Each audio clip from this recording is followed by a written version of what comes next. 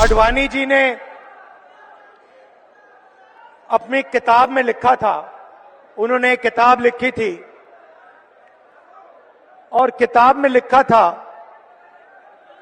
कि जो आरएसएस और बीजेपी की सच्ची लेबोरेटरी, मतलब सच्चा कारखाना गुजरात में नहीं है मगर मध्य प्रदेश में है, ये उनका कहना था।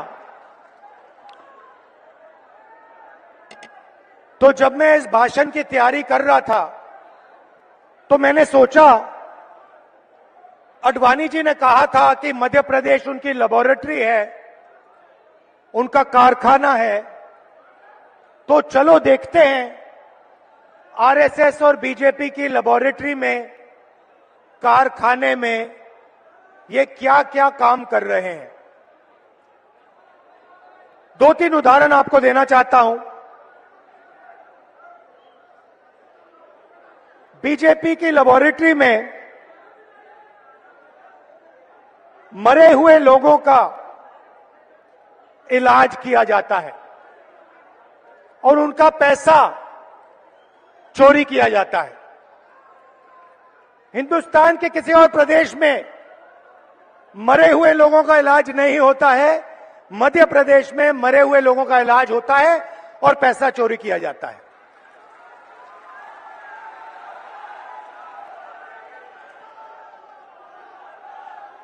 मध्य प्रदेश में और किसी प्रदेश में शिव जी, भगवान शिव से चोरी नहीं की जाती है। मध्य प्रदेश में महाकाल कॉरिडोर में शिव जी से चोरी की जाती है।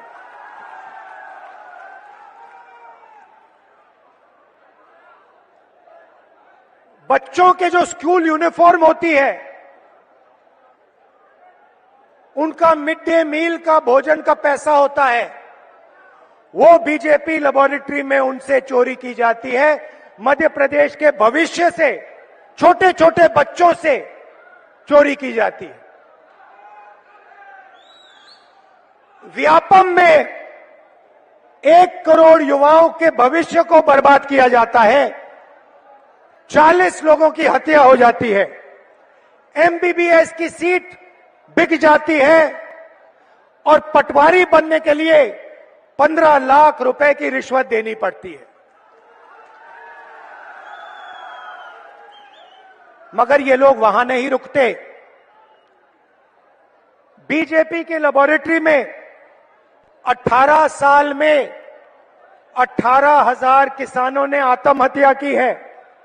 हर रोज 3 किसान बीजेपी की लेबोरेटरी में आत्महत्या कर डालते हैं।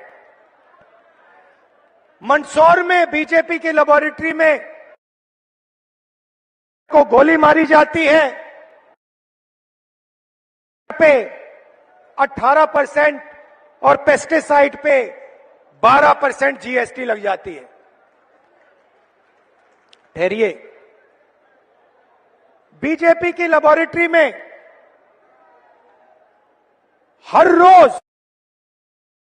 महिलाओं का बलात्कार होता है। 12 साल की में रेप होता है। भोपाल में एक लड़की का बलात्कार होता है और जब उसका भाई उसे बचाने की कोशिश करता है तो पुलिस के सामने उसकी हत्या कर दी जाती है। ये बीजेपी आरएसएस की लेबोरेटरी का काम। 45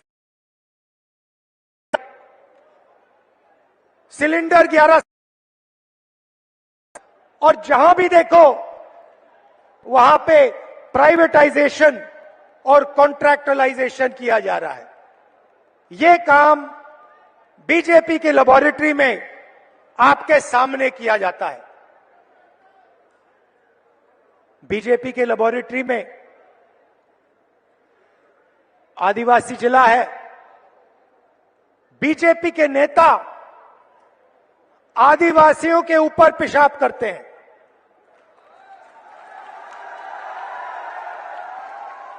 ये मतलब था आडवाणी जी का जब उन्होंने कहा मध्य प्रदेश में आरएसएस और बीजेपी की लेबोरेटरी बनेगी।